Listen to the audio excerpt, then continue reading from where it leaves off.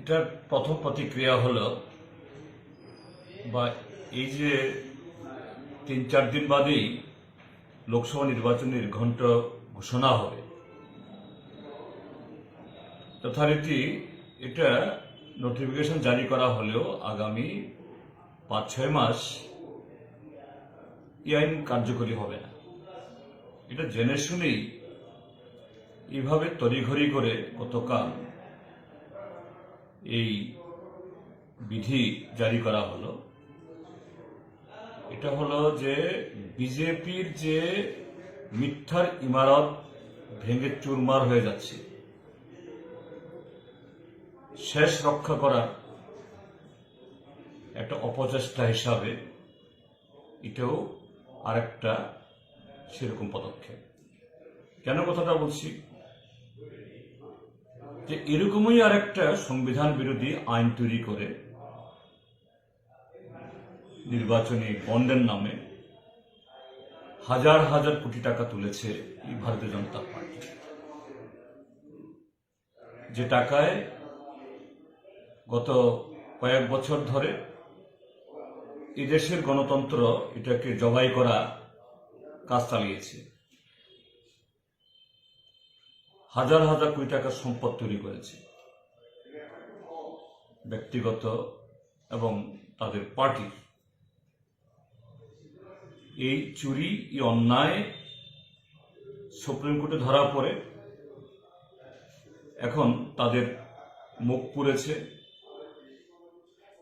এটাকে আড়াল করার জন্য চেষ্টা করেও পার পায়নি।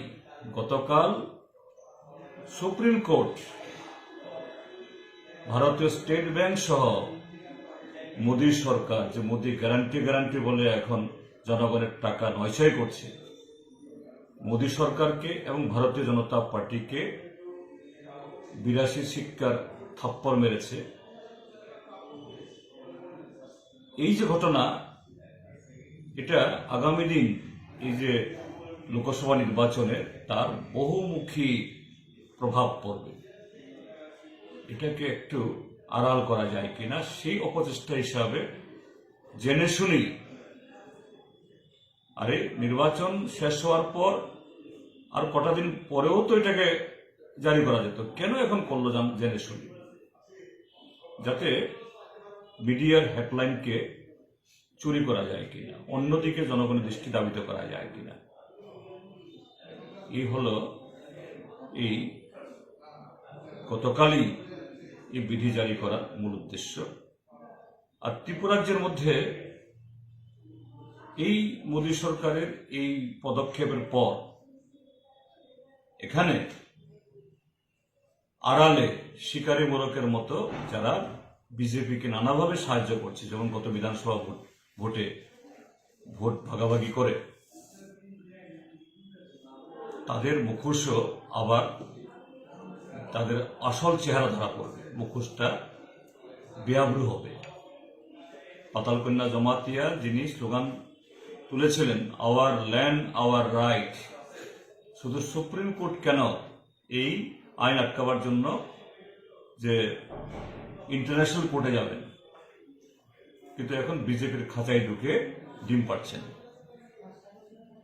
আরেকজন ত্রিপুরা মথা, যিনি সমস্ত ক্ষেত্রে বলেন নো কম্প্রোমাইজ, এই সিএ এর ক্ষেত্রেতেও, এবং তার কথা শুনে সরলমতি আমাদের রাজ্যের ট্রাইবেল অংশের নতুন প্রজন্মের ছাত্র যুবরা এই মাধব বাড়িতে শান্তিপূর্ণভাবে আন্দোলন করতে গিয়ে এই বিজেপি সরকারের পুলিশের গুলির সম্মুখীন হয়ে মারা যাননি, কিন্তু গুরুতরভাবে আহত হয়েছেন, বাড়িঘর পড়েছে। এখন দেখছি সব নিচ্ছুক। অর্থাৎ এইভাবে শুধু বিজেপির চেহারা না, সাথে তাদের সাঙ্গপাঙ্গদের চেহারাও খুলসা হচ্ছে।